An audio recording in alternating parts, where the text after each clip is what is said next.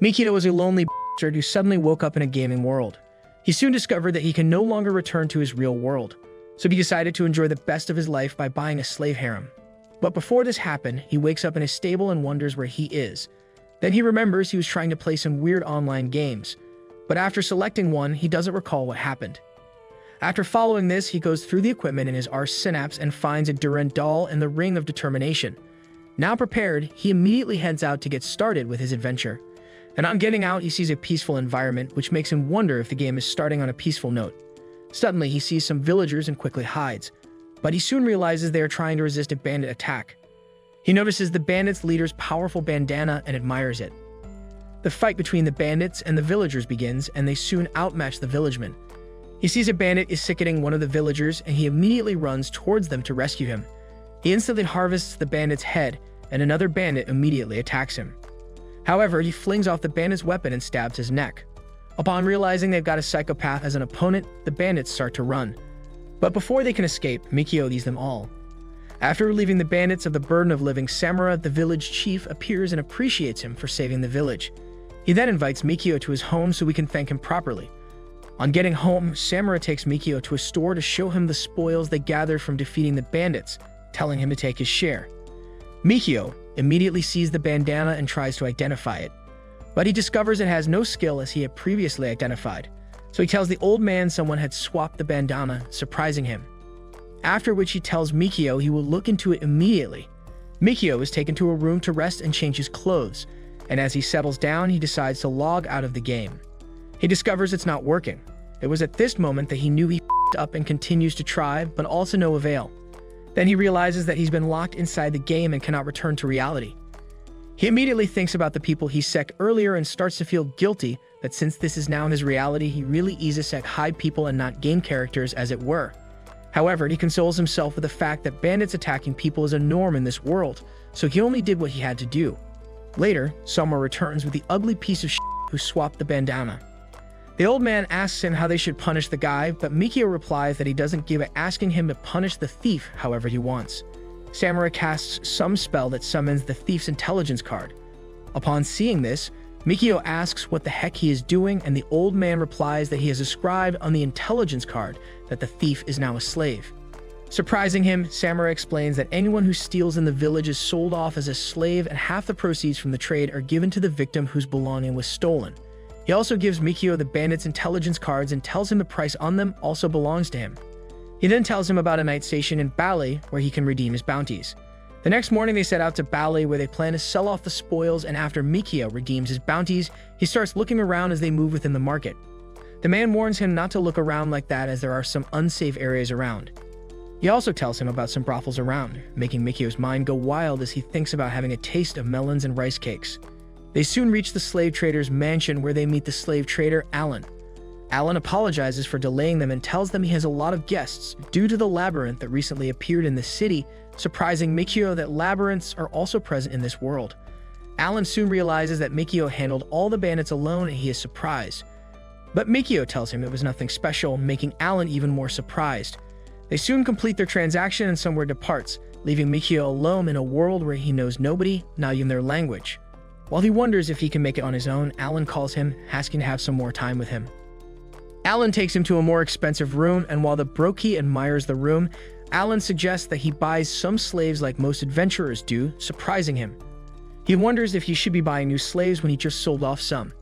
And Alan suddenly reveals that his trading companies deal in selling female plotmasters as slaves, shocking him as his naughty mind goes wild again. He tries to push the thoughts away, but a maid named Roxanne with large dangling balloons suddenly appears to serve him tea. Seeing her huge plots, he loses his composure, but tries to keep calm. Noticing this, Alan tells him that the girl is currently his most highly recommended slave. Michio, realizing that she is a slave, reasons that this means he can get cultured with her. Alan tells him the benefits of having her as his slave, one of which is that she is a wolfkin, so he doesn't have to worry about her getting pregnant. He also states that she has consented to developing plots with whoever becomes her master. Michio begins to consider this and reasons that if he doesn't buy her, someone else will be her master, and he can't allow that to happen. He asks Alan for the price, and Alan tells him a price that is more than all the money he's made in his life. Michio identifies as a brokey, and Alan tells him he can do nothing about it. As Mikio prepares to leave, he sights those melons again. And Alan, seeing that Mikio likes what he sees, offers to give him 5 days to find the cash, to which Mikio agrees, even though he has no clue yet about how to make the money he owes back to calculate his net worth, and he realizes he still has a long way to go to acquire Roxanne. While he thinks about the amount left to balance up, he remembers what Alan suggested he could do to make money quickly. Alan had told him that he could make some money by exploring the labyrinth, as it is a guaranteed source of income for adventurers confident in their abilities. However, it's challenging to make a large amount of money over a short time. Mikio reasoned that selecting bounties would be a faster way to make money, to which Alan agreed. However, he discouraged him from doing this because bandits would rather get rid of bounty hunters and he doesn't want to attract their attention to himself. Bichio, thinking about all this, decides to try the reliable way first, which is to head to the labyrinth, since he's still got 5 days to gather the required money. He then resets the information on his sword to prevent bandits from having their eyes on it and coming after him for it. He heads out to the market immediately to buy a new weapon to replace Turundle, and then he goes looking for Battle Labyrinth. He sees some adventurers appearing in the forest through a portal and he is surprised. He soon discovers the labyrinth's entrance and immediately heads inside through a strange portal into the labyrinth's first floor. As he walks inside, he checks his skill window and shockingly discovers he has acquired new skills, one of which is the Explorer's Skills, which he gained immediately after entering the labyrinth. He activates Dungeon Walk, which allows him to transport back to the room he was in earlier. This amuses him, so he tries using it to exit the labyrinth, but fails, making him realize that he can only choose destinations within the labyrinth. He then concludes that the other guys he saw earlier were using a different spell. He tries returning to the hallway but gets blocked again.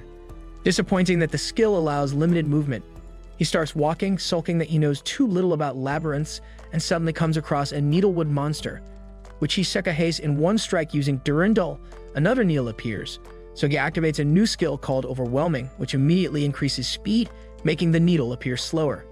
He ice-sekahase the monster, but soon realizes that he has suddenly lost the will to do anything. He wonders why this happened, and he remembers that he felt the same thing after using the Dungeon Walk earlier. He discovers that expending MP by casting spells dampens his mood and makes him pessimistic. He also realizes that he quickly returned to normal afterward because of Durandal's MP absorption. He reasons that falling into constant depression isn't fun, so he decides not to use too many spells until he has more MP. After leaving the labyrinth, he goes to sell the items he had obtained from exacting the monsters, but he is disappointed when he is paid peanuts, making him realize selling these won't get him anywhere close enough to buy Roxanne. He goes to bed with the resolution that he will start staying in the labyrinth longer from the next day. He wakes up early the following day and discovers he has a new skill called Teleport, so he activates it and instantly enters the labyrinth, which gets him excited. However, he immediately begins to feel depressed due to having used up his MP, so upon realizing this, he summons Durandal and quickly begins to look for a monster to defeat so he can recover his MP. After sickening as many monsters as possible, he becomes exhausted, and as he sits leaning against the wall, it suddenly opens. He leans over to check what's in the secret room and sees a shining object afar off. Thinking it might be a treasure, he immediately enters the secret room and unfortunately, he discovers it's just a broken sword. He suddenly perceives a strange movement. It was at this moment that he knew he f***ed up. He realizes that he had gallantly entered a monster den and not a treasure secret room. Several monsters appear and he fastens his grip on his sword. He launches an attack but soon gets knocked to the ground. He immediately thinks of a way to escape and attempts to use Dragon Walk, but he realizes that it doesn't work during encounters. He starts to fight anyway, since that's the only way to save his ugly ass. He suddenly activates Overwhelming, which helps him to quickly ice-kai some of the monsters, but at the expense of his MP. He gets very weak, but continues to use the Overwhelming skill, not minding if it could ice-kai him since he's doomed to death if he doesn't use it anyway. He manages to ice-kai all the monsters with his head still on his neck, and he thanks his god for the miracle. As he returns from the labyrinth, he comes across a bunch of busybodies who gather together to watch a bandit who had been transited into glory. He asks some nearby men what happened here, and they tell him that the bandits who had initially left the town seem to have returned to seek revenge, surprising Nichio, who wonders if he's the one they had coming for. He soon discovers that the dead bandit's arm had been cut off after he was isekai'd, so as to get his intelligence card, which refused to open. Mikio is shocked by this but can only think of the bounty he could get from harvesting hands. He reasons that he needs to add to his income stream and decides it's time to start hunting bandits. Getting back home, he thinks of how he will pull this off as he could face multiple bandits simultaneously, which might be very dangerous. He wonders if he is strong enough to do this, but he immediately motivates himself and starts to analyze the skill to use for the mission. The next day, he heads out and starts looking for bandits using the Identify skill. As he looks around, he overhears some ugly villagers discussing the appearance of bandits in the slums, so he immediately runs to an enclosed place so he can use teleport, which instantly gets him to the slums. He sees some disgusting villagers with awful smells, but he can't find any bandits, making him think that they are being very cautious. He reasons the bandits aren't stupid enough to walk around in broad daylight anyway, so he decides to come back to check at night. On returning home, he starts to wipe his body with a towel and a bowl of water. Since he's too broke to afford a good bath, he realizes that he has stopped becoming depressed as usual, even after repeated use of the teleport skill, and reasons that it must be because of the levels he gained from fighting in the monster's den. This gives him the confidence that he should still be able to handle some bandits. Even if the worst happens, he sets out that night looking for bandits but can't find any. After a while, he gets to the red light district and is surprised. It's not the same as during the day. Now it's full of harlots. He sees some beautiful girls with appealing melons, so he hurriedly walks through the district to prevent the temptation of entering a shop so he won't spend all of his money there. He soon stops walking, almost considering entering a shop, but he suddenly sees a baldy coming out and identifies that he is a bandit. Mikio begins to tail him, and he follows him to the bandits' headquarters where he sees other bandits. As he spies on them, he overhears one talking about Yugo, and he becomes shocked as Yugo was the name of the bandit whose head he had harvested at the beginning. He reasons this guy talking about Ogo must be one of the remaining bandits chased out of town. After analyzing the situation for a while, he returns to his lodge and soon gets talking with a guy who explains that there's a power struggle between the bandits who live in the slums of the town. Mikio retires to bed later, thinking about how he needs to talk to the bandits to get more information on how to East Decay them. The pervert begins to think of Roxanne, and he fantasizes about what he will do with her melons when he finally buys her the next day. Just one day before the deadline for purchasing Roxanne, he equips himself and heads to the slums to meet one of the bandits he saw a day before. He shows the guy the thief's bandana he obtained, offering to sell it if he gives him the information he needs. The bandit agrees and takes him to a room so they can talk. The bandit requests to assess the bandana to see if it is real, since he didn't check it earlier, and as Mikio brings it out to show him, he immediately attacks Mikio, but he swiftly dodges it. The bandit brings out a weapon and tells Mikio to hand it over. However, he throws it into a nearby fire. This distracts the bandit as he quickly tries to prevent the bandana from getting burnt, but Mikio instantly eyes him and harvests his hand. He walks into the other room and meets some bandits sleeping, so he decides to help them with a permanent sleep so they don't have to ever wake up to this wicked world again. As he harvests their hands, he notices that some bandits have detected the presence of an intruder, so he immediately activates teleport and instantly enters the labyrinth. After a while, as he checks the intelligence cards on his harvest, he feels terrible for sickening those people, but he consoles himself with the fact that this was the best thing to do, since this world is different from the one he came from and there are no police laws or human rights to protect them. He returns home and worries about how he would sell these cards off without attracting the attention of the knights. Since he had just sold some intelligence cards some days earlier, he considers taking them to another town. But he rethinks this as he reasons that they could ask him about the circumstances under which he said Kai the bandits, and also find it suspicious that he didn't bring them to his own town's knights. He decides to sleep on it, and the next day he heads over to the knight's station, but he hides himself to prevent being seen by anyone who may recognize him. He soon sees one of the knights he previously met and immediately approaches him. He shows him the intelligence cards and tells him some bandits attacked him, but he managed to eke them. The knight takes the cards from him and heads inside to examine them. He soon returns with the money, and when Mikio later checks how much he made, he excitedly discovers he can finally purchase Roxanne. He visits Alan immediately, who commends him for his efforts. Alan later brings Roxanne to him, and Mikio establishes a contract with her, making him her new legal owner. He takes her back to his inn and gets a bigger room to allow for his mischievous plot mission. In the room, he observes she is nervous and wonders if she is scared. He asks to touch her ears, to which she obliges, and as he caresses her ears, his little magnum begins to respond accordingly. He thinks of how to ease her anxiety and tells her he came from a faraway homeland, so he isn't really familiar with what's considered normal here. Asking her to teach him, he also tells her he will bring her along to the labyrinth, and she assures him that he can count on her, saying she would be useful to them in battles, specifically in gland-to-gland combats. A few moments later, Roxanne starts to unpack her luggage, and he notices she's barefooted, prompting him to ask about it, and she replies that she doesn't have any. He is surprised and immediately gives him his sandals to manage for a while, but becomes shocked when the sandals instantly adjust to fit her legs. She appreciates him and she turns to leave. Mikio, who can't keep his magnum down, quickly hugs her backside and tells her he will never let her go. Later, they go to the market to get some equipment and clothes. At the store, he tells her to feel free to buy whatever she needs, and she tells him she wants some undergarments, which when Mikio hears, he begins to think naughty. However, she tells him she only has the one she's currently wearing, so he tells her to get two. Upon returning to the inn, Mikio sits on the bed and asks her to sit, but she shockingly sits on the floor. He tells her to sit beside him, patting the bed, and as she objects, saying it's his bed, he draws her to himself and tells her they should sleep together on the bed. However, she becomes uncomfortable and immediately stands up to maintain the equipment they just got. The receptionist soon appears with water for their baths, and Mikio sees this as an opportunity to carry out his mission to clap her. He asks her to help him scrub his back and immediately pulls off his clothes, after which she gently begins to scrub him. However, he is disappointed that she didn't react much after seeing his body. He then takes the towel and tells her it's his turn to wipe her from the back. What do you mean by that? He soon begins scrubbing her back and from there moves on to scrub her melons too, which feels very satisfying to him. After a while of feeling her plot, they take turns washing each other's hair, which gives Mikio an exclusive 4K view of her bouncing balloons. Afterward, he tries to make advances on her, but she quickly runs to the wardrobe to get her maid's clothes, disappointing Mikio, who wonders what Alan had taught her. However, he tells her to put the clothes aside and come to Daddy instead. She comes over to the bed and he takes the first step of plot development. The following day, he wakes up and begins to think of how lucky he is to be experiencing a morning like this. Then she greets him with an exchange of her snully saliva like he had demanded. They prepare to go out and Mikio asks Roxanne how to add skills to his equipment. She replies that it's usually by purchasing gears that come with skills equipped. However, he tells her he is not talking about buying equipment, but how to add skills to equipment by himself.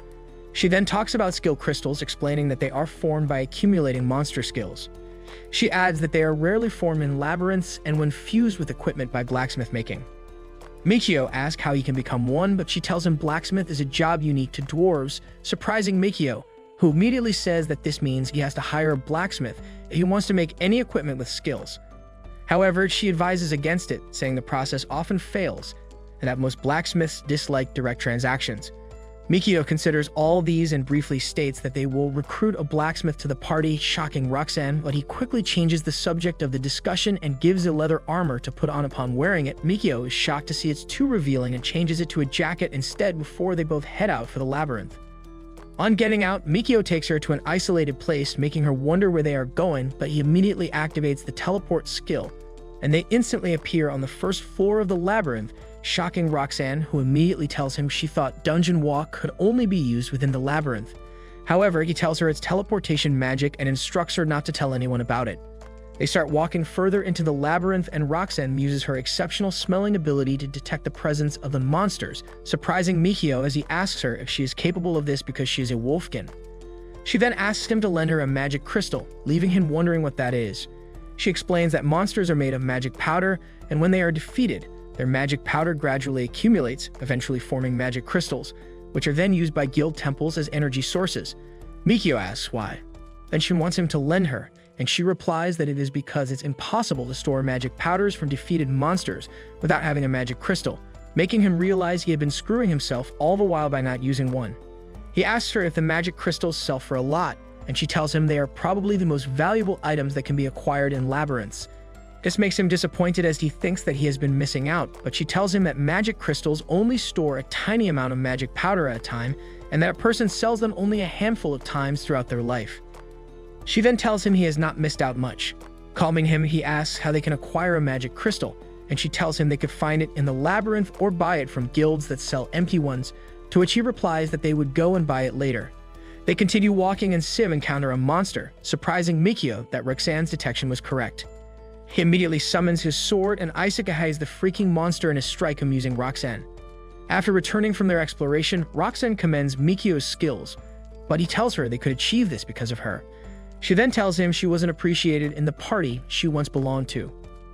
Mikio tells her to come over to his side, and as she does, he tells her to always sit as close as possible to him whenever they return from the labyrinth and not wait until she's told to. He asks to play with her ears, and as he strokes them, he is reminded of a particular kind he eats in his homeland and asks her about it, but she gives him a similar suggestion instead. She then asks him if he will be returning to his homeland someday, but he tells her he is never going back as a typical simp would do. She tells him it's common of masters to let go of slaves they no longer need, but he replies that he is never going to leave her, not when he's still eating those massive melons. However, he tells her he might want to expand the party and maximize the party's strength, and she agrees, making the perverted idiot think this means he consents to a harem plot. They head to the guild afterward to get some empty magic crystals. On seeing the black color, which signifies they are empty, Roxanne tells Mikio that a magic crystal's color changes depending on the magic power stored inside it. She further explains that they turn red after defeating 10 monsters and purple after 100, making him realize that the color changes with each tenfold increase. He asks her if there's a maximum limit, and she tells him that they turn white after defeating 1,000,000 monsters, but most stop at green, which is 10,000. Upon hearing this, Mikio says they should head to the labyrinth immediately, and after defeating a couple of monsters, Roxanne suggests that they go to a higher floor as the first 4 monsters no longer stand a chance against him. She then tells him some facts about the labyrinth, which makes him think that this would be a tough battle and needs to find a way to attack multiple monsters at once. They move to the next floor, and upon coming across some monsters, he tries casting some spells but can't because he doesn't have enough MP yet to cast them, so he only Isekais them the usual way. His magic crystal turns red to show these Isekai 10 monsters, and then he suddenly notices that he has a bonus skill called Crystallization Upgrade. He activates it immediately and lunges forward to Isekai more monsters, hoping that the skill will do something incredible. The magic crystal turns purple, shocking Roxanne, but he tells her not to tell anyone. Following this, they both partner in combating the monsters, and Mikio tests his different equipment and abilities to see which is most effective in isekaiing the monsters while they fight. He is shocked when he sees Roxanne easily dodging the monster's attacks. They locate another monster and meet. Shio tries defeating it with a low-budget sword, but fails. Then he loads up his strength stat and delivers a powerful punch that instantly sends the monster to Hades. He then activates a new skill, which he uses to heal his wounds, surprising Roxanne that he can also do this, but he tells her not to tell anyone. They soon return to the inn to engage in next-level combat in which glands are used as weapons. The next day, they enter a room in the labyrinth, which Mikio finds weird, and Roxanne tells him it's the waiting room beyond which the first floor boss is waiting. He asks if the path to the second floor will open if they defeat the first floor boss, and she replies yes. She also tells him that only one party can enter the boss room at a time. If there are 2 or more parties, the boss won't appear and the door to the second floor can't be opened, so each party must wait their turn in the waiting room to have access to the next floor. Roxanne eagerly asks Mikio if he is ready, but he is reluctant considering they are fighting the floor boss. However, she tells him they will be fine as she is confident about his ability. They approach the door and it automatically opens. Roxanne tells him they might be lucky to find some equipment in the boss room, surprising Mikio, but she further tells him that sometimes equipment is left behind if the previous party was wiped out. Mikio finds this ridiculous and wonders if this should really be called being lucky. They immediately take their stances, waiting for the floor boss to appear, and just a few moments later it suddenly appears. Roxanne launches the first attack, but the monster doesn't flinch and counterattacks, but she quickly dodges it. She unleashes several strikes, but it does affect the floor boss. Michio suddenly dashes at it with his sword, but it still isn't affected. He makes an even more powerful strike, but the monster doesn't feel, surprising Mikio. However, he deals with a final attack that splits the monster in 2, sending it to Hades. Roxanne then asks Mikio if he is okay, and he wonders how the hell she was dodging the monster's attacks at such a speed. He wonders if this is a unique skill to beast warriors, and as he analyzes her skills to know what's responsible, Roxanne sees a leaf the floor boss left behind. She picks it up and immediately gains a new ability as an herbalist to make medicines. Mikio checks the leaf but doesn't overthink it, and he immediately asks her what kind of skill a beast attack is. She replies that it's a skill beast warriors have, and also explains that it's a technique that does a large amount of damage to monsters. However, she reveals that she can't use it as using skills requires saying the appropriate incantation to activate them, shocking Mikio, who reasons that this means that all his incantations are shortened or abbreviated. They pass through the portal leading to the second floor, and on getting there, Mikio realizes it's not so different from the first floor. Hence, he suggests they head back to the first floor to fight the floor boss again, thinking he will also acquire the herbalist skilled if he picks up the leaf like Roxanne did. He heads out through the portal and shockingly appears outside the labyrinth, making him realize that they can't return to the first floor directly through the portal. Roxanne also appears outside, and he immediately becomes embarrassed that she might lose respect for her for the stupid thing he just did, but he quickly pretends as though he was only experimenting. They head to the boss room again and start conveying the floor boss. While Roxanne makes the first few attacks, Mikio feels relaxed, preparing to launch a proper attack this time around, but the monster suddenly begins to cast a spell, shocking him, so he immediately launches an attack to prevent its completion. However, the floor boss rewards him with a slap and attempts knocking him over. But Roxanne comes to his rescue, giving him the opportunity to land a final attack. After East sickening the monster, Roxanne asks Mikio why the spell the monster was casting suddenly disappeared, and he replies that it's because of his Durandal, which has the ability to interrupt incantation, amusing her. He also picks up the leaf the floor boss left behind and instantly gains the herbalist skill 2, which he then uses to make some medicines. However, he is shocked when he discovers they are antidote pills, which makes him realize that some monsters use poison attacks.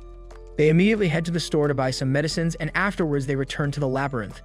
Now at the second floor of the labyrinth, they meet a level 2 needlewood monster and a level 2 green caterpillar behind it. They both split up to attack the monsters, and Mikio quickly defeats his in one hit. But the green caterpillar seems to have obtained a black belt in judo. However, Mikio strikes in from the back, defeating it. Mikio asks Roxanne if the monsters appeared in pairs because it's the second floor, and she affirms it, also telling him that they will begin to appear in groups of 3 from 4th floor and in groups of 4 from the 8th floor. As they continue walking, they come across 2 green caterpillars and immediately launch attacks. Competing on who Isekai is first, Mikio swiftly. Isekai's is in one strike as usual, but the other monster escapes Roxanne's attack and immediately begins to cast a spell. It spills this white sticky thread at Mikio, capturing him, and then jumps for an attack, but he blocks it with his feet, followed by a strike with his sword icing it, thus freeing him. Due to this experience, Mikio tells Roxanne that they should prioritize defeating the green caterpillars from now on. As they later head home, he thinks about what they would do if they encounter a large number of those enemies. Since they can't use multi-target spells, he concludes that they either have to take them out one at a time or devise another way to handle them. And if this labyrinth is too dangerous for them, then they could always travel to a different, safer one. As he considers all these, he suddenly notices a strange man afar off and immediately pushes Roxanne to the wall to prevent them from being noticed. They observe the man strangely staring at Alan's mansion, and Chio discovers that he is a bandit. Using the Identify skill, they both visit Alan immediately to tell him to be wary of the situation, but Alan tells him that this kind of thing is not unusual, and he's got it handled. Roxanne immediately reveals it's Bandit, surprising him as he wonders how they know. However, Mikio, not wanting to reveal his hidden ability, tells him he already learned some things about them when he was trying to raise money to buy Roxanne. Alan reveals that this issue is related to Mikio, as it involves the slave he sold him the previous day. Mikio becomes surprised and asks what it's about, and Alan explains that the slave had just been sold to some strange men the previous day who seemed to be unusually concerned about the thief's bandana. Mikio immediately assumes that this must have had connections to the bandits beforehand and asks about the slave. Alan tells him the guy is allowed to move freely in and out of the mansion now, since he has been bought and is only waiting to be taken away by the buyers. Mikio suggests that if this is the case, then the slave could sneak out at night and open the door for bandits to come in. And Alan says he is aware of this, shocking Mikio, who wonders why Alan is so relaxed about this. Nevertheless, Alan tells him he's got everything handled, so Mikio stands up and prepares to leave immediately. Since he is done, it's best to warn this. However, Roxanne begs him to help so as to save the granny who always took care of her when she was still in mansion. Upon hearing this, Mikio offers to be hired as a bodyguard to watch over the house of the night, surprising Alan, but he accepts anyway. That night, Mikio and Roxanne quickly develop plot, properly charging him up for his bodyguard position, and they wake up early the next morning while it's still dark to get Seth of their mission. Alan takes both of them to his group of ugly combat slaves, and they put off the lantern to quietly wait in the dark for the intruder to make a move. After waiting for a while, they hear the door open, so Roxanne and Mikio head towards the sound to observe what's happening. Mikio soon sees the bandit escaping and fleeing into a room. He tells Roxanne to stay back while he heads into the room. He decides to try casting a spell in this situation, even though he's failed severally on previous attempts. He checks the list of the spells he hasn't tried and comes across one called Equivalent Exchange, so he decides to try this even though he's unsure of how it works and what the consequence of using it might be. He gently enters the room, and upon noticing an intruder has come in, the bandit tries to attack, but Mikio immediately activates Equivalent Exchange, and in turn becomes very weak from losing a huge amount of MP, but he is amused that it worked anyway. Roxanne and Alan soon appear, wondering what happened, and Alan becomes shocked when he sees that a human had imploded here. He wonders if a self-destruct orb was used, and Mikio is relieved that he didn't notice a spell had been used but he considers what had happened to the bandit and reasons that if he had run out of HP first, the same thing would have happened to him. Alan thanks them and they leave immediately. On their way, Mikio reasons that he has to restore his MP as quickly as possible, so he teleports himself and Ruxin to the labyrinth. However, he becomes exceedingly weak as the spell consumes more MP, making him cuss himself for being such an idiot. Hiseka has some monsters and his MP fully recovers. Then he discovers that the mage skill has been activated and other spells have been added. He immediately begins to test them as he rains down hell on the monsters and also tries other uses of the same spell by casting a water wall. He then begins considering switching from using Durandal to primarily using magic in combat so as to reduce the risk in their combats. All he wants to do is to protect Roxanne as he can't afford losing her because he is still pretty much benefiting from sucking her melons and eating her rice cakes. He tells her this plan and she agrees. Immediately following this, he uses his fire spell in defeating subsequent monsters, and they soon reach the waiting room to the second floor boss room.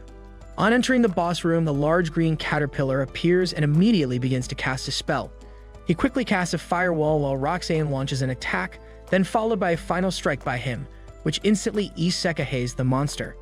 He picks up his ball sack and immediately heads over to the third floor with Roxanne on the third floor, while he wonders what kind of monsters would be here. A short, ugly monster, a kobold, suddenly appears and thinking it would be very strong, he casts a firestorm spell immediately, which burns off the monster in one hit, surprising him that the short devil is as weak as hell. They both isekai a couple more monsters very easily, and Roxanne asks him what level he is, and he replies that he's a level 20 explorer, amusing her, but he asks her to keep it a secret. Afterwards, they visit the guild shop to sell off their items, and while at this, they hear an ugly elf announcing a trip to the Imperial City, surprising Mikio. But Roxanne explains that the elf is using field walk like a stagecoach, which can shorten a journey of several days walk into a single day. Meanwhile, Mikio had been planning to visit Kiritar to get some equipment, so he tells Roxanne he has no business going to Imperial City. However, Roxanne tells him both cities are near each other and also says it's impossible to travel directly to Kiritar from here. Shocking him, Mikio immediately decides they should go, but Roxanne withdraws, telling him the ticket only covers one person, so he reasons that if he travels, they're alone. Then he can go there again with her using the teleportation magic. As soon as he gets to Warada, he returns to Roxanne with the teleportation skill, telling her they can now visit there anytime. They then head to the inn to complete the mission for the day and starts clapping her rice cakes. The following day, they head to Kiridar and quickly locate the labyrinth there. They soon enter a store and the seller welcomes them, asking if they are looking for something or for a place to live. Michio, after looking around, tells her he thought she would be selling weapons, but she replies it's a hardware store and directs them to a nearby weapon shop instead. On their way there, Mikio mentions the seller earlier asking if they need a place to live, and he wonders if the place is also a real estate agency. Roxanne tells him she doesn't know much about housing in Kurdar, but gives an idea what it might cost to live here. He reasons that this would cost a lot cheaper than living in the inn in the long term, and then asks if anyone can rent a place here, to which she replies that she's heard of a couple of explorers who live here and in the Imperial City. She also tells him he can live anywhere since he can always use the teleportation magic, but Mikio thinks this is the dumbest idea he's heard in a long time as he doesn't want anyone to know he can cast magic. He wants to live in a place which isn't strange for an explorer to live in, and Roxanne tells him to count on her. Later, after getting some weapons at the Kiritar weapons shop, they head to the outskirts of the city to check the residential areas. Then, realizing it's a great place to live in, they return to the seller. They met earlier to ask if anyone is permitted to live in the town. She responds yes, but says she would need to check his intelligence card. She asks Michio what kind of home he is looking for, and he tells her his budget. She suggests a home made with shielding cement, but Roxanne tells her that field walk can't be used on walls made from shielding cement as they are inconsistent for adventurers. Meanwhile, Mikio was thinking of using the teleportation magic, but he isn't sure this would work as he is not familiar with shielding cement. However, the ugly seller tells them it's not impossible to get around if he installs a sturdy partition. They head over to the place for inspection, and on seeing the house, Mikio immediately falls in love with its beauty and size. However, they see a neglected yard and Roxanne deliberately calls it out so it can reduce the cost of getting the house. The seller takes them inside to show them the interior and tells them they should feel free to remodel the inside however you want. She also informs them about the difficulty in getting water at this location. After a while, Mikio leaves Roxanne with the seller to try out if the teleportation magic can work with the shielding cement walls, and he is excited when he finally realizes it's working, and it can go anywhere he has seen in person before. However, it has some drawbacks in that if he goes someplace he is not supposed to be able to enter, it could lead him in trouble as people would wonder how he got there. He reasons that he should confirm his destination either isn't being watched or is someplace he can reach using other transport magic. Before he uses teleport, he returns to the other two and tells the seller he loves the house, and since the price is fair, they all head back to town to form a contract. Mikio checks the shop for some equipment they would need in their new home, and the seller immediately tries to persuade him to buy.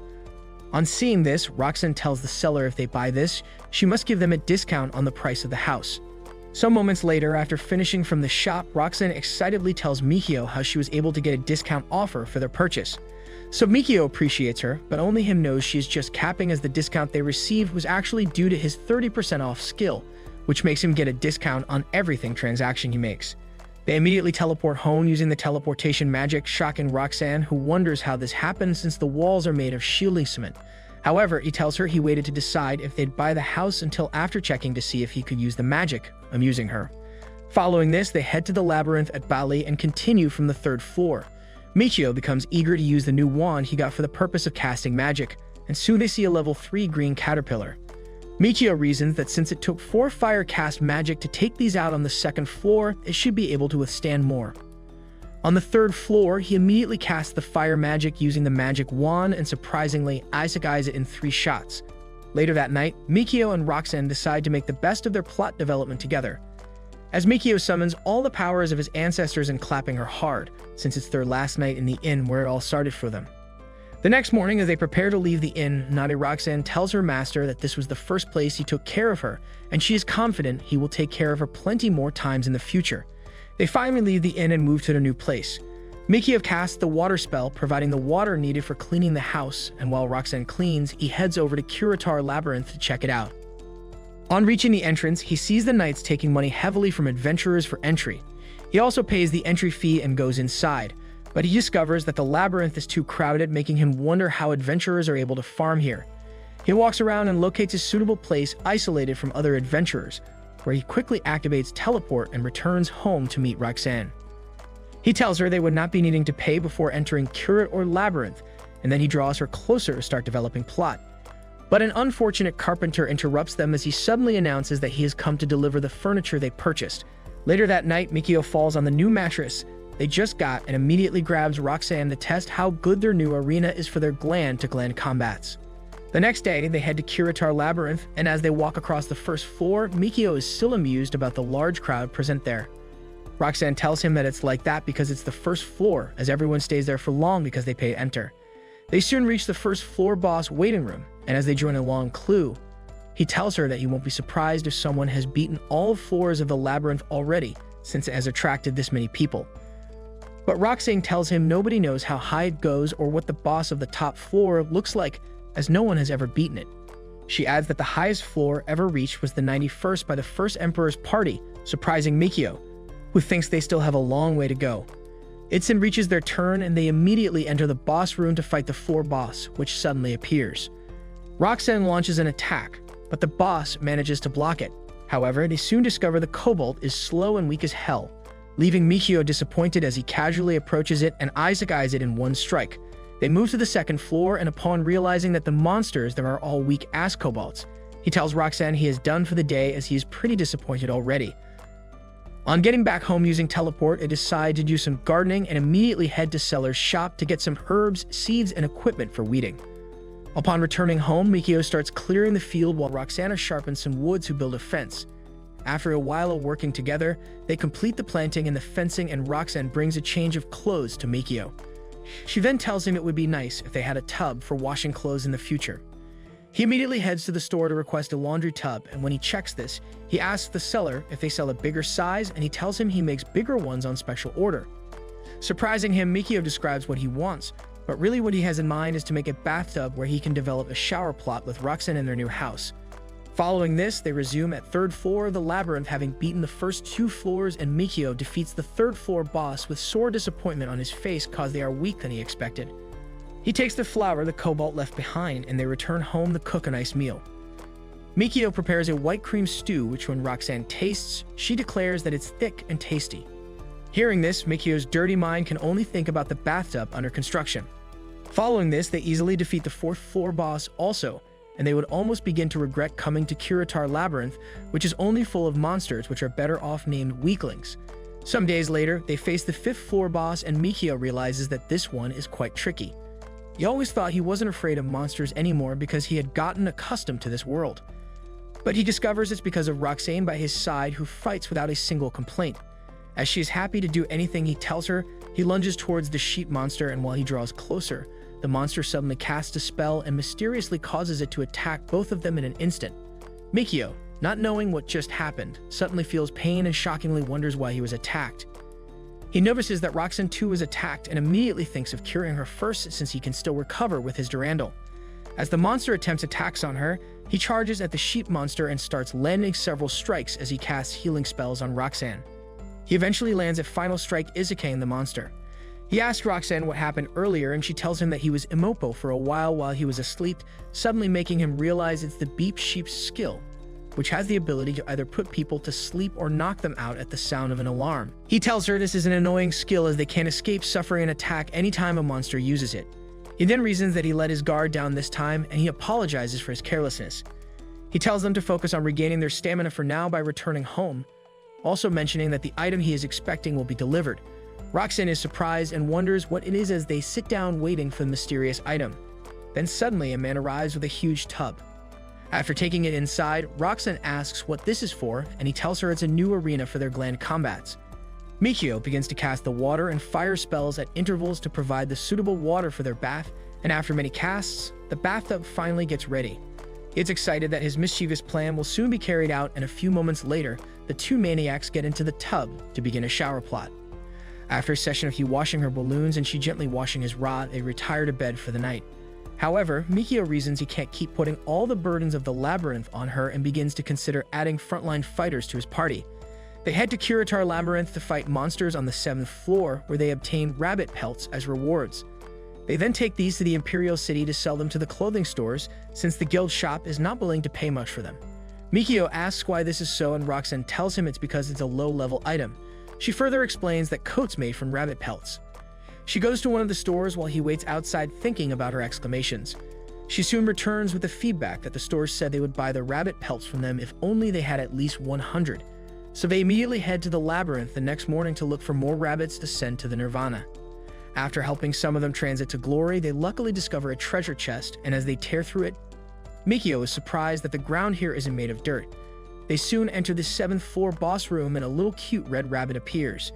Mikio immediately summons Durandal, and the too cute to be called a monster launches a fierce attack at insane speed, which Mikio barely dodges.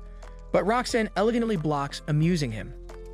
The rabbit comes attacking again, but he instantly activates, overwhelming, and Isaac eyes it in a strike with the rabbit, leaving lunch behind for them. Returning home, Roxane does the honors of taking Mikio on some cooking lessons using the meat those cute rabbits called monsters left behind.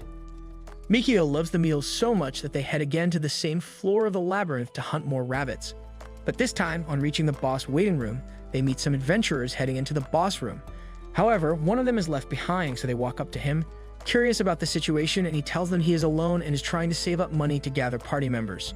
He also tells them that it's been more than 2 years since he started coming to the 7th floor, but he is still too broke to afford an extra member. He adds that after defeating the floor boss, he will finally be able to acquire his first party member, and Mikio wishes him good luck. The lonely guy soon excuses himself and heads into the boss room, while Mikio reasons that he was once in the same boat when he was also trying to get Roxane. A few moments later, the boss room opens, and as Mikio and Roxane enter, they shockingly meet the monster already waiting for them, which is unusual. He reasons that they might be encountering a strange experience. This time, however, he is surprised that nothing spectacular happened when he Sekka as the monster in a single strike. As he wonders what is going on, he notices a shining object from afar and approaches it, only to find out it's an equipment which Roxane says must have belonged to the party that entered before them. He is still surprised, and Roxane tells him that this explains why the boss was already in the room when they entered. Mikio finds a black magic crystal, and his partner tells him that he can merge it to the ones he already has if he presses them against it. Mikio remembers the friendly and optimistic adventurer he met earlier and feels sad that he was beaten by the boss. He merges the magic crystal, and they immediately return home. However, he continues to feel sad that it affects his plot development with Roxane. That night, as he claps her real hard in that pain, he thinks about how dangerous the labyrinth is and how he could be the next victim. He continues thinking about this so much he finds it difficult to sleep, but Roxanne notices and buries his head in her soft pillows so he can fall asleep. The next day, they resume again to the labyrinth, and while Mikio thinks about the occurrence from the previous night, he almost begins to fear. But he immediately becomes determined to become stronger as he ease that guy's all the monsters he comes across. As he picks up the last rabbit pelt, he checks his item box and realizes they have already acquired 300 of them, so they immediately head to the Imperial City to sell them. While the shop manager sorts the rabbit pelts they brought, Mikio and Roxanne check around the shop, and he soon sees his sleepwear he feels would be great on her for more plot development, and the perverted idiot buys 2 for her. After selling off the rabbit pelts, they return home, and Roxanne asks Mikio as she shows him the nightwears he got her to choose which of them he wants her to wear. When he takes care of her tonight, however, he tells her he will do that after their shower plot. Mikio casts water spells to provide water for their bath again, but becomes frustrated that he has to do it several times to get enough water for both of them. He runs out of MP and calls Roxanne to lend him a hand in the labyrinth. Upon reaching the 7th floor of the labyrinth again, 3 level 7 monsters appear as usual, and on seeing this, he becomes overconfident that he will get this over with quickly like in previous times. But he loses his guard as the scapegoat lunges at him and almost injures him severely. Duffy manages to dodge an ice cab with his Durandal. They return home for a hot shower plot and to do the only thing more important than hunting monsters. Following this, they head to the 8th floor, and Michio notices it's becoming increasingly difficult for just the 2 of them to hate all the monsters, so he starts to really consider expanding his party. While he thinks about it, Roxanne shows him the new treasure they have just obtained, a skill crystal. The next day, Mikio observes the skill crystal, wondering what it is used for. He reasons that it probably allows the user to create an item with a skill when it is combined with an empty skill slot like the sword he purchased the previous day. However, the problem is finding a dwarf with the dwarf-specific blacksmith job, and he wonders how he's going to find one. Later, he shows Rixon that his magic crystal has turned yellow, and they speculate it's because he merged 2 magic crystals together, knowing that the yellow magic crystal worths a lot of money. He tells Roxanne that they had to Bala to visit Alan. He tells her he wants to write a will, surprising her, and he explains that after considering the incident that happened with the adventurer the previous day, he realized that he should be prepared to die at any time. Meanwhile, normally when a master dies, their slaves join them in death, but he tells her he wants her to be free. When he dies, however, she immediately goes to her knees and begs him not to write a will if he trusts her, surprising him. She then tells him she will protect him as she won't be able to continue living in disgrace if her master died. Mikio was shocked at her seriousness, but he tells her that labyrinths aren't the only places he might die, stating that he could even drop dead from an illness, and she tells him she will find a way to cure his illness. He is shocked and wonders why she is insisting, and she replies that he is young, strong, and skilled and will achieve great things. She also says he claps her organs out each time they develop plot, and she would love to return the favor. He is surprised that she is ready to sacrifice herself for him. However, he still tells her he can't achieve much significant things, shocking her. He explains that he still needs to visit Alan as he's got other businesses with him. He adds that he realized the other day in the labyrinth that it's time they started thinking about expanding their party. Roxanne agrees to this, considering the number of monsters they have been facing, and Mikio tells her that if he is going to be focusing on magic, he will like to have another frontline fighter. Meanwhile, the stupid pervert is only considering having a woman to fit that role because he wonders how it would feel to engage in a harem plot. Roxanne sees expanding the party as a great idea and offers to accompany him to Alan's mansion, but Mikio reasons that if she is opposed to having another female, that he won't have to choose one. At Alan's mansion, he welcomes them and asks what he can do for them. Mikio tells him about his plan to expand his party, and Alan tells him it's a good idea. Mikio then asks if it is possible to buy a blacksmith slave, and Alan replies that it's not impossible, but is difficult. He asks Mikio if he is aware merging skill crystals often fails, and he replies in affirmation. Alan goes on to say that because the skill crystals are so valuable, repeated failures can affect the relationship between a slave and their masters. This is the reason the dwarves don't become slaves as blacksmiths, and the few blacksmith slaves are quite expensive. Mikio asks Alan if he can get a dwarf that's not a blacksmith, and he replies the dwarves are a powerful people and make excellent frontline fighters, which would be perfect for his party. Unfortunately, has a single dwarf whose personality isn't suited to fighting. He adds that if Mikio really wants a dwarf, he can write him a letter of introduction to another shop. Mikio chooses to ask Roxanne what she thinks, and she suggests that they meet the dwarf Alan has since they are already here, and if he doesn't like her, he can ditch her. Alan stands up to go get the dwarf slave prepared, and a short moment later, while waiting for the slave to arrive, Mikio tries to engage Alan in a boring conversation about his new apartment due to lack of what to say, but doesn't even pique his interest. An old woman who Mikio suddenly recognizes as the woman Roxanne talks so much about soon appears with the dwarf slave named Sherry. Mikio is surprised to see a toddler-looking 16-year-old girl who happens to be the same age as Roxanne. As he checks her out, Sherry suddenly greets him and introduces herself as a level 10 explorer, but that's garbage information to him as he already knows that using the identify skill. Seeing that he isn't impressed, she wonders what to tell him next and immediately reveals that she failed to become a blacksmith, surprising Mikio as he asks Alan that they sit to ask her some questions. He later begins his awkward interrogation, asking what she means by she failed, and she explains that once dwarves become level 10 explorers, they have the option to change their job to blacksmith, but when it was her turn, she failed. Mikio then asks how it is determined that a dwarf can become a blacksmith or not, and she replies it is established that those who have an aptitude for exploring labyrinths can also become blacksmiths. He immediately reasons that if she couldn't become a blacksmith, then she won't be so useful to them in the labyrinths either. However, he wonders if it is really possible for a dwarf to fail to become a blacksmith, since from his personal experience he has been able to learn different jobs that he never really possessed the ability for beforehand. He then asks Sir if it is possible for dwarves to still become blacksmiths in the future if they have once failed. And she replies that the Blacksmiths Guild only allows level 10 explorers to change jobs, but there have been a few exceptions in the past. She isn't aware of hearing this. Mikio reasons that becoming a blacksmith must have other conditions other than just being a level 10 explorer, and if she can fulfill those, then she should be able to acquire the blacksmith job. He considers taking her in, being the kind of person he wants in his party, and letting her go because she's not a blacksmith would be a waste. After Sherry returns, Roxanne tells him she's a good deal. However, she won't be able to do much for very long, surprising Mikio as he wonders why she said that. She then explains that Sherry's ears are too thin for her age, and dwarfs' ears are known to grow thinner with their increasing age, which puts her at a disadvantage. Roxanne soon excuses as Mikio meets Alan to do the final discussions on the purchase.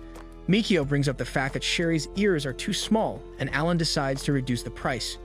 Because of this, they negotiate the price further and soon reach an agreement. Roxanne returns and Mikio tells her he's decided to buy Sherry, expecting that she'd be jealous and opposed to it. But she gladly accepts, surprising him. Alan soon brings Sherry to her new master and a contract is formed between them. The three return home using the teleportation magic, surprising the new party member who was expecting they use the field walk. However, Mikio explains to her that he has the teleport skill, but she finds it hard to believe since she's always thought it was a myth. He asks her what kind of weapon she uses and she tells him a maul, even though she's never defeated any monster with one. Roxanne explains their strategy for battle in the labyrinth, and Sherry receives the shock of her life when she hears that Mikio can cast spells. Following this, they all head to the market to get a weapon for Sherry. Mikio asks her if dwarves often use mauls, and she replies, though they may not be tall, they are strong enough to lift heavy weapons at the weapon shop. While they check the varieties of weapons available, Sherry shows them a club she'd love to wield as a weapon. Mikio wonders if this isn't too heavy for her, but she shows them she's great at handling long, thick sticks. What do you mean by that? He gets her the weapon immediately, and they return home to engage in some conversation no one gives about. After a while, Mikio and Roxanne prepare to go to the labyrinth, and he asks Sherry if she would also like to come along. She quickly starts to dress up for the adventure, and while she does, Mikio observes the weapon he just got her. He realizes it has an empty skill slot and immediately asks her if she knows about empty slots. She replies that there was once someone who proposed the theory of empty skill slots, which stated that skilled crystals cannot be combined with items unless they are empty. However, she adds that she doesn't believe the theory, as skill slots can't be seen with the eyes even if they really exist. Meanwhile, little does she know that Mikio can see them. He then asks her if she knows anything about the adventurer job, and she replies that it's a legendary job which is said to have been held by the first emperor. She adds that no one's seen that job either, so it's possible it doesn't exist, making him realize that's a really rare job. Following this, they head to the 5th floor of Bali Labyrinth. Since the Curator Labyrinth seems to be a park for domestic pets, Mikio has been steadily leveling up and can now ice at the monsters with a single blow. So he reasons that he needs to show off with a new party member. Two monsters suddenly appear and both he and Roxanne immediately charge toward them. Iska, is the monsters with one strike each, and when he thinks Sherry would be impressed by his skills, she falls head over heels for Roxanne instead for her ability to evade the monster's attacks so magnificently, making him jealous. They return home using the teleport skill, and Sherry wears a curious face, prompting Mikio to ask, "What's up?" and she suddenly brings up the question on if the teleport allows him to travel to places outside the labyrinth also, and then says she didn't hear him chant any incantation when using the spell. Roxanne replies that their master can use spells and skills without speaking incantations, surprising her, and Mikio uses the opportunity to feel like a badass. Sherry wonders how this is even possible, and she asks him what his level is since he could eat Sakai, those monsters in the labyrinth. In a single blow, he reveals that he is level 33, shocking. Roxanne, who thought he was, once told her level 20, but he tells her that was back then. Afterwards, they gather at the dining table to eat, and while at it, Sherry comes off with one of her unnecessary questions again, asking Mikio why he went to the labyrinth when they were cooking and preparing the bath, and he replies that he does this to recover MP. He then decides to ask his own question, inquiring about what unique job humans have since Wolfkins have the Beast Warrior job and dwarves gave the blacksmith job. Hearing this, Roxanne and Sherry feel embarrassed and reveal that humans are a species whose desires sometimes grow to a tremendous size. So the uniquely human job is the ability to develop multiple plots, like maniacs shocking him. However, he uses this information to justify all his mischievous intentions and tells them to get undressed and join him in the bath, since he is human after all. The two girls soon join him and meet Chio. Upon seeing Roxanne's gigantic melons again, gets blown away. As usual, they engage in a hot shower plot and afterwards proceed to the main arena for an intense multiplayer combat. The next morning, Mikio discovers he's acquired a plot development job, and due to this, he decides to buy more slaves so he can develop plots as much as he wants till his magnum can no longer rise. From then on, he goes on a slave hunting mission and turns his home to a brothel. Who else thinks Mikio is going to die soon? Comment "Rip Mikio" below. If you have reached this far, give this video a like, subscribe to this channel, and turn on the notification bell. See you on the next one.